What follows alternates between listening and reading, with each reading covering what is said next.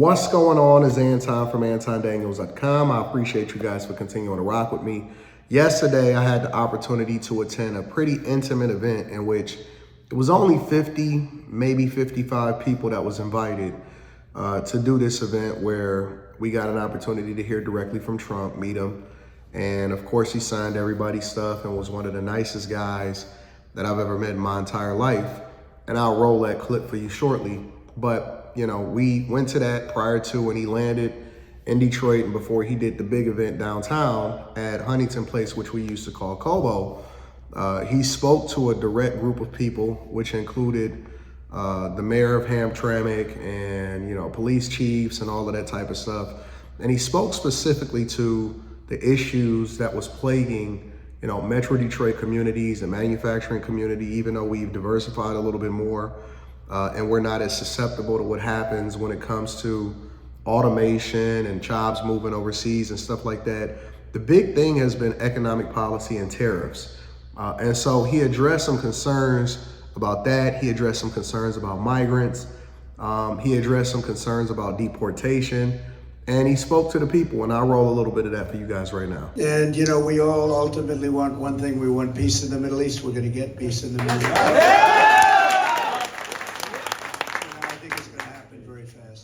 It can happen with the right leadership in Washington.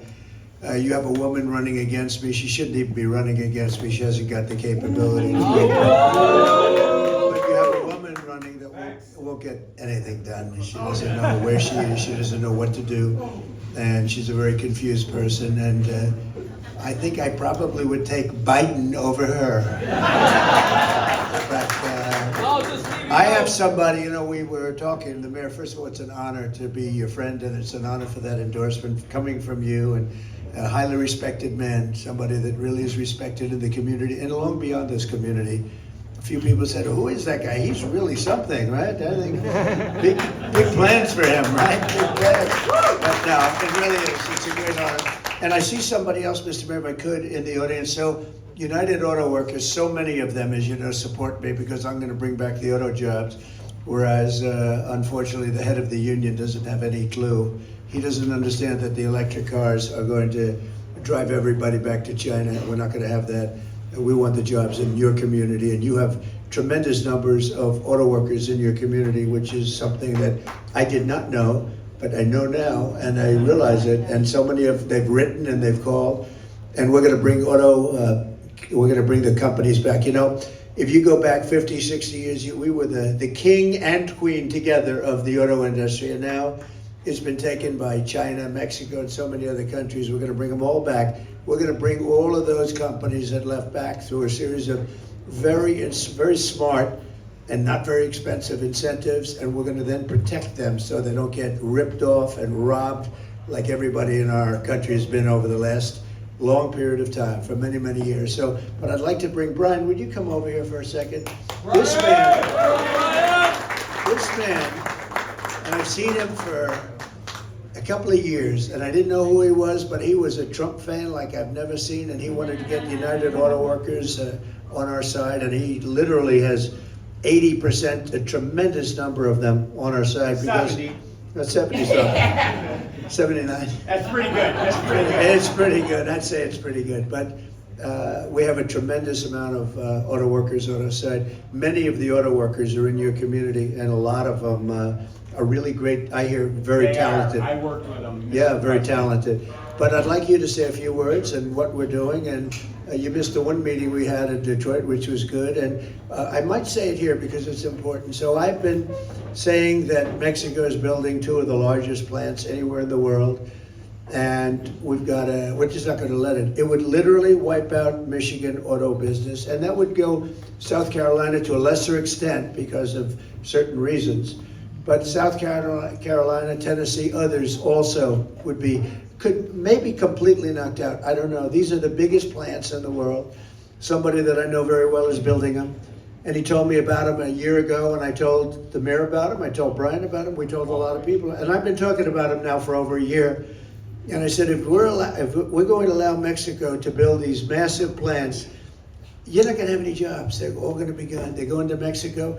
they can produce so many cars out of these, very modern. You press a button and the whole plant opens up. They don't have a lot of workers, but they have a lot of capacity. And so I've been talking about this now for a period of over a year. And I found out about it from a man who's the biggest in the world at building auto plants. I think he's building these two. In fact, I know he's building these two. But one in particular is just massive.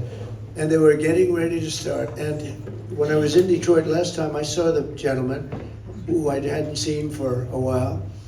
And I said, let me ask you, John, how are those plants coming? Sir, they've been stopped. What? They've been stopped.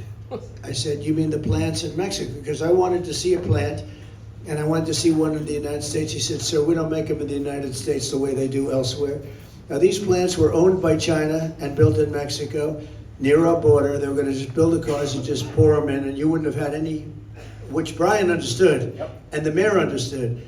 You wouldn't have had any capacity. You wouldn't have had any reason to be here and be making cars.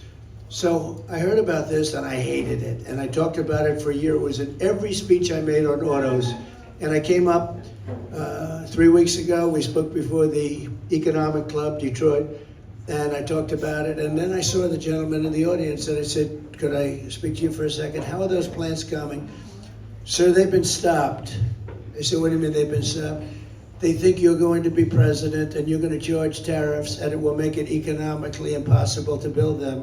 So they stopped construction. So I didn't even tell you that, Brian. I heard about it. So what I've done is I've saved Michigan, I think, because and we're gonna reverse it. I'm gonna go back to them. I say, build the plant in Detroit, build the plant up here, build it in the state of Michigan, or build it in the United States. We can handle that, right? As long as it's in the United States. But let's start over here. Maybe you make a deal, and you will make a deal. I think you could make a deal right here. And we'll end up having those plants built over here instead of built in other countries. So this plant that I was talking about for the last year and a half is stopped because they think I'm going to get elected. They know if I get elected, I'm not going to let them sell cars into our country in order to destroy the rest of Michigan. You had many times the number of cars being built many years ago. This was a different world. And you see the empty hulks all over the place. So we're going to start that little project. We're going to get to the people. They have plenty of money, but they don't want to lose money, and they would have lost a lot of money because I wasn't going to let any car come into the United States and destroy the Michigan automobile business. Thank you. So I want to thank you, Brian. So if you... Thank you, Mr. President, and you are exactly correct. I've been preaching it to my coworkers in the UAW, and more of them are understanding this. The president is right, and the mayor was right. I worked with a lot of Arab Americans, Muslims throughout at Ford. A lot of the people came from this community, Dearborn Heights, hardworking people, family people. They just wanted a good job and they wanted to live the American dream. Well, for 30 or 40 years, that's been slipping away here in Detroit, and we've watched it. It's been painful. And EVs might have been the final nail in the coffin for us. But President Trump has a strategy, unlike his opponent. He knows what he needs to do to stop it. And you already saw an example of it. The company, I believe, was Walbridge, am I correct? And they were going to build this massive plant down there just south of the border, and all the vehicles would have been built down there, and they would have tried to ship them in. Just him talking about it, Teddy Roosevelt used to have a saying, walk softly but carry a big stick. Nobody's got a bigger stick than this guy right here. And when he starts waving it around, people listen. The guy's one of the best businessmen in the history of this country. We need to elect him president again. He's won 2 elections. He's got to win a 3rd. So, Mr. Mayor, thank you for your excellent remarks. You are exactly correct about the people in this room and the people in this community. And I'm so proud of President Trump and so happy that he came here to reach out the hand of friendship, because this is somewhere we got off the path. And the Muslim community needs to understand this guy represents your values. Look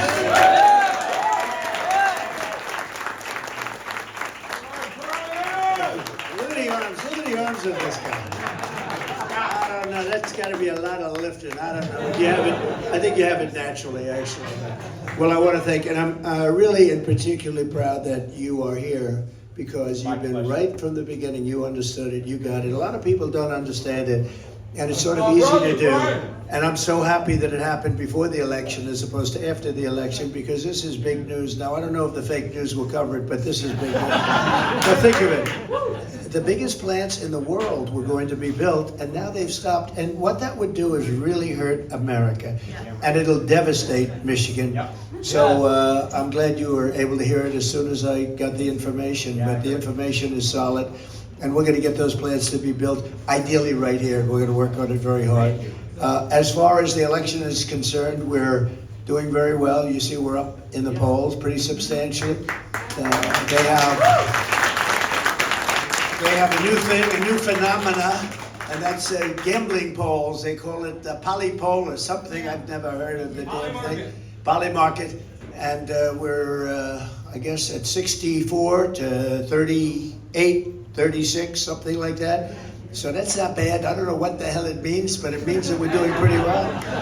And we're the 64, by the way, okay? Just, we don't want to be the 38 or 36.